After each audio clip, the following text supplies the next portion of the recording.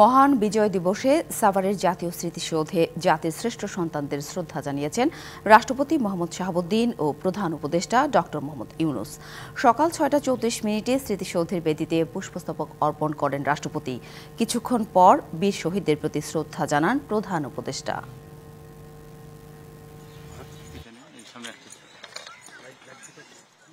বাঙালি জাতির হাজার বছরের ইতিহাসে শৌর্য, বীর্য আর বীরত্বের এক অবিস্মরণীয় গৌরবময় দিন মহান বিজয় দিবস।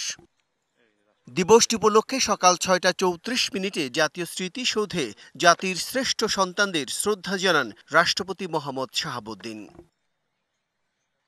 এ সময় রাষ্ট্রপতি মুক্তিযুদ্ধের বীর শহীদদের স্মরণে কিছুক্ষণ নীরবে দাঁড়িয়ে থাকেন। সেনা, নৌ ও বিমান বাহিনীর একটি সুসজ্জিত দল তখন রাষ্ট্রীয় সালাম জানায়। এ সময় বিউগুলে বেজে ওঠে করুণ সুর।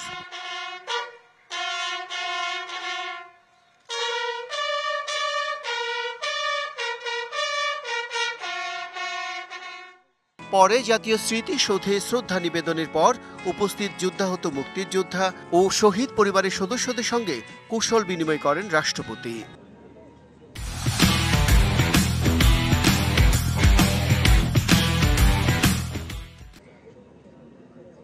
এ সময় স্মৃতিসৌধ প্রাঙ্গণে রাখা পরিদর্শন বইয়ে স্বাক্ষর করেন রাষ্ট্রপতি মোহাম্মদ শাহাবুদ্দিন। রাষ্ট্রপতির পর সকাল ৭টার কিছুক্ষণ পর বাংলাদেশ সফরে থাকা পূর্ব তিমুরের প্রেসিডেন্ট হোসে রামোস হোর্তাকে নিয়ে জাতীয় স্মৃতিসৌধের বেদিতে পুষ্পস্তবক অর্পণ করেন প্রধান উপদেষ্টা ডক্টর মোহাম্মদ ইউনূস। পরে প্রধান উপদেষ্টা পরিদর্শন বইয়ে সই করেন। রাষ্ট্রপতি ও প্রধান উপদেষ্টার পর অন্যান্য উপদেষ্টারা বীর শহীদের স্মৃতির প্রতি গভীর শ্রদ্ধা জানান। এরপর শহীদদের প্রতি শ্রদ্ধা জানান ৩ বাহিনীর প্রধান, বিভিন্ন দেশের রাষ্ট্রদূত ও কূটনৈতিক ও বিশিষ্ট নাগরিকেরা। পরে সাধারণ মানুষের শ্রদ্ধা নিবেদনের জন্য উন্মুক্ত করে দেওয়া হয় সাভার জাতীয় স্মৃতিসৌধ।